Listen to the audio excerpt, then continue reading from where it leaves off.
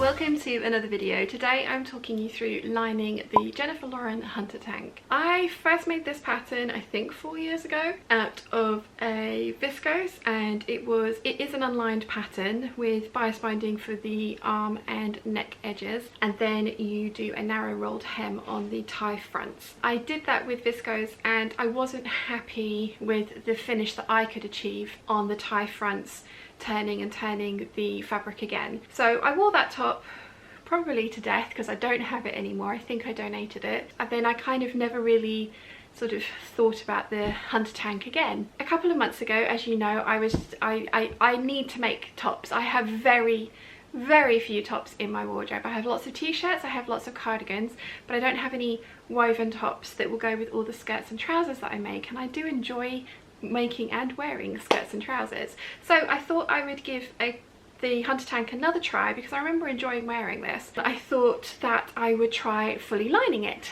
which I have done, and this is my second one and I absolutely love it. It does take twice as much fabric as the pattern suggests because you are cutting out twice as many pieces as the pattern suggests. The sewing instructions are slightly different, or the sewing order is slightly different to the instructions as well, and that's what this video is for. So let's get started.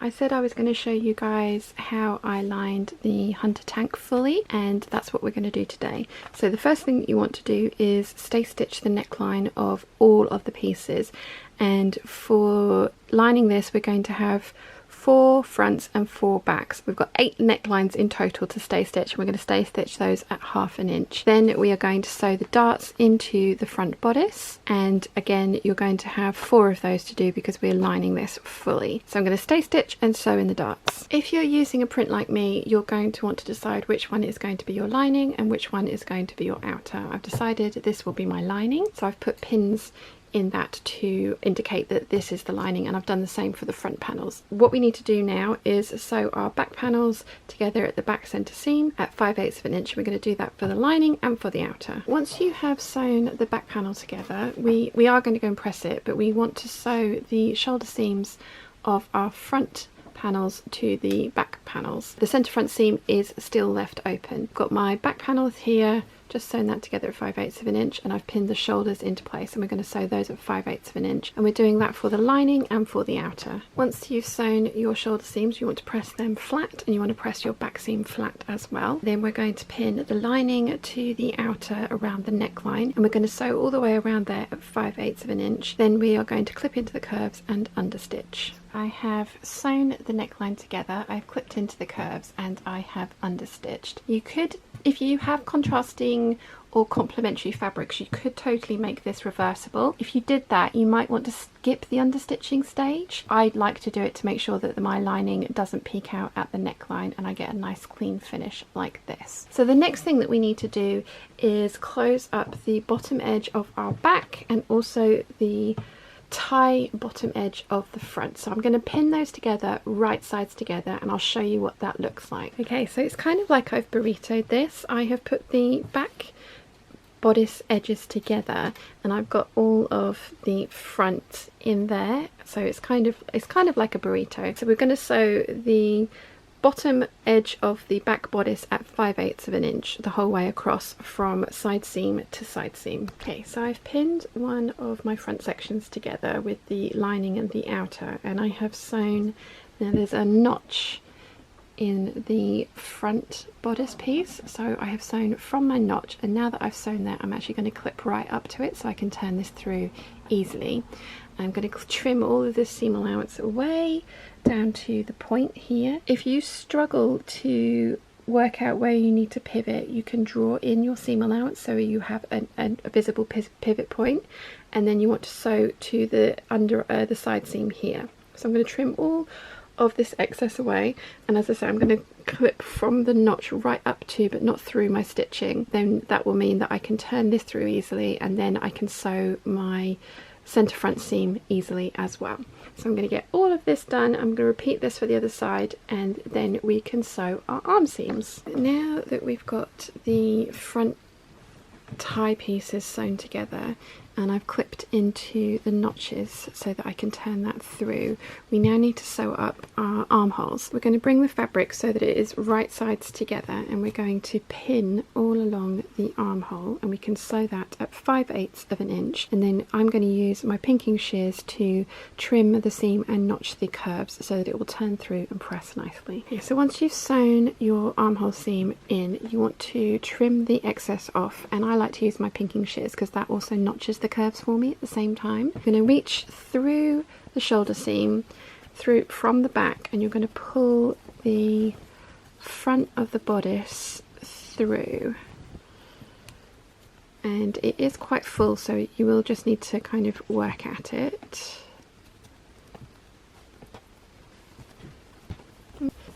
Once you've got the front bodice through, you should end up with something that looks really weird.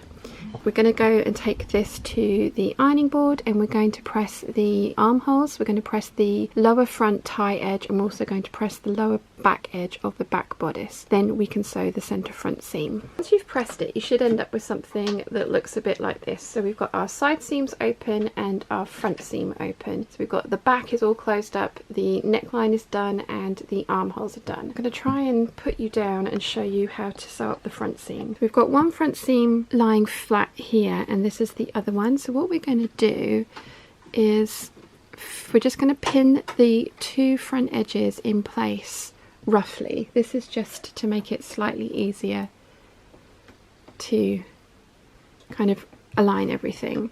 So what we want to do now is we're going to go to our side seam, which is open, and you want to kind of peel that back on itself until you get to that pinned area.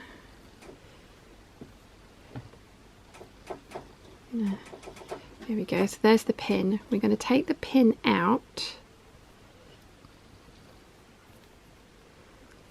and we're going to line up the raw edges so that they're right sides together, and you're going to pin that in place. And again, this is just a holding pin so that we've got everything, it's just a little bit easier to deal with.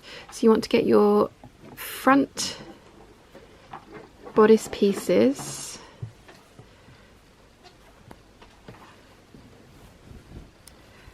and you're going to come up to the neckline here, and you kind of want to match up the front neck edge. So this is the left bodice, this is the right hand bodice. You're going to match up the neck edge, and we're going to pin that into place. So you're going to have 4 layers of fabric, and the seam is all going to be on one side. So we're going to continue pinning all 4 layers of our front seam together.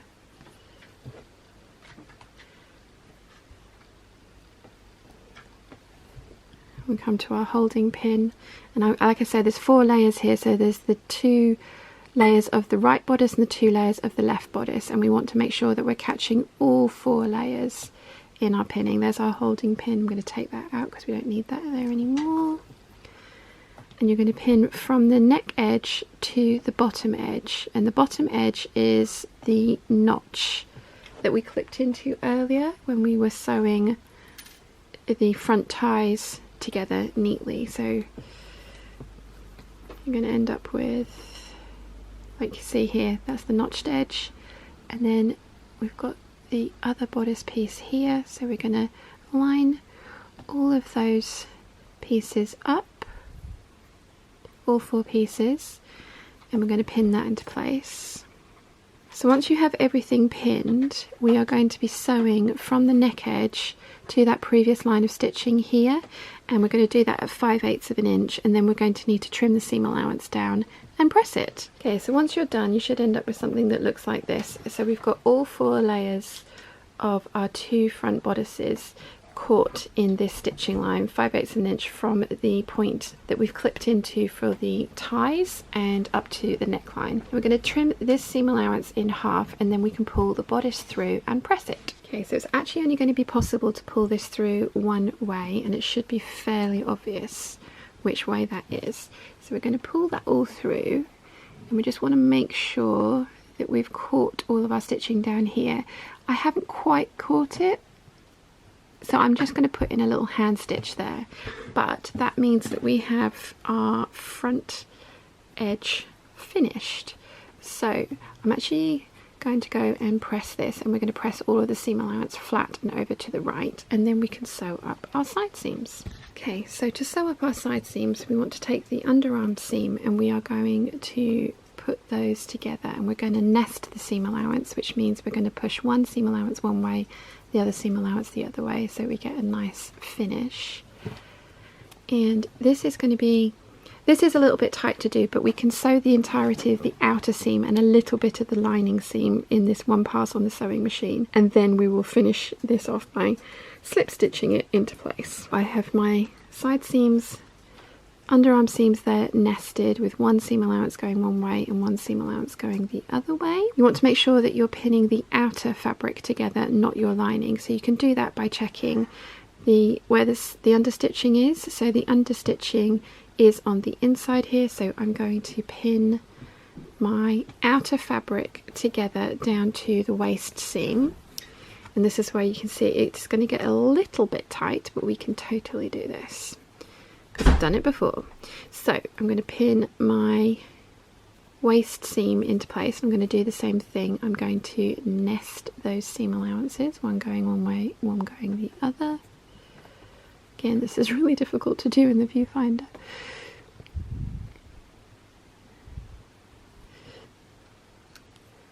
Pin that into place.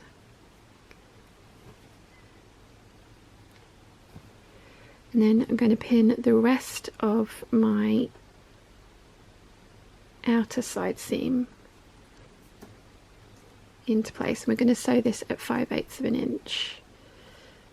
We're basically sewing a continuous circle here, which is why we're only going to be able to do a certain amount on the machine, and we're going to need to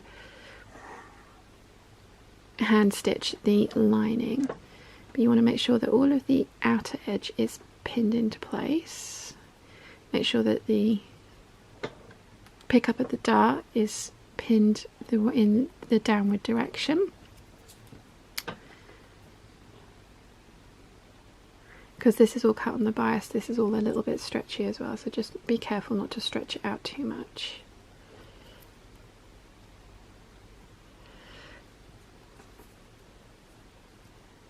So once you've got your outer fabric pinned into place, you then want to try and keep pinning your lining a little bit.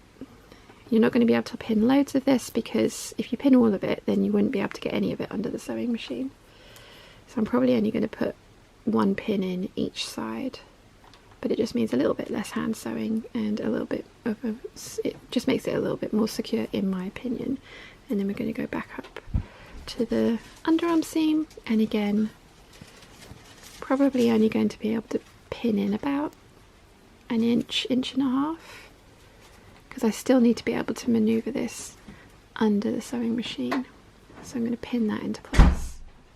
So I'm going to pin that into place as well.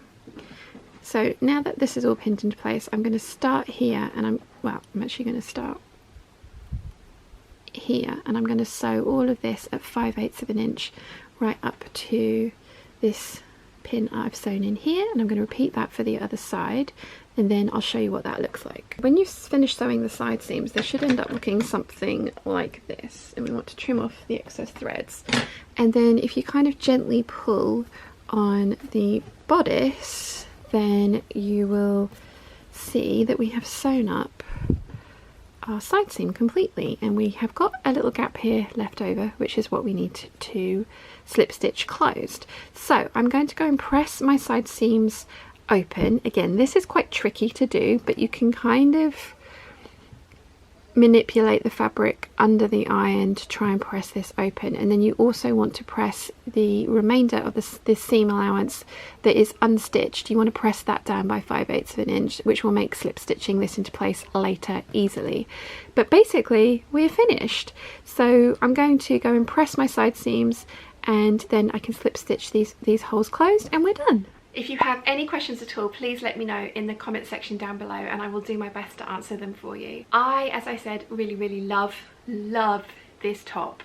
Now that I have fully lined it, I am planning to make a reversible one because that is totally possible, and I have some fabrics that are the same print but different colours, and I think that's going to look really cool. I'm also planning to go through my stash. I have a few meter length cuts of rayons that, whilst they won't quite make this because you need about 1.5 meters for a fully lined hunter, I can again either make reversible or fully lined ones with complementary colours, because the only place that the lining will really show when you're wearing it is on the ties, and I kind of like that idea, especially as there are some beautiful prints that I have in my stash that would look great as this top, and it's really fun to wear. It's lightweight, it's breezy. I like that it cinches me in at the waist. I like that it's cut on the bias, so it's very skimming and forgiving. I'm really happy with this. I really love it. There will be more than 2 in my wardrobe. I'm thinking there's probably going to end up more than 5 as well. My arbitrary and not very often stuck to 5 and move on rule. Yeah, there's probably going to be more of these than this as well, because it suits my aesthetic. It goes really well with high-waisted things, which is what I predominantly like to wear. In fact, I don't think I can't remember the last time I wore anything that wasn't sat at my natural waist bottoms wise. Yeah, they look great as is like this, or with a little cardigan over it when the weather is slightly cooler, so there will definitely be more of these in my future. I love it. So I hope you found this video useful. If you have, please give it a thumbs up. If you haven't yet, please subscribe, and I will see you again very soon. Bye!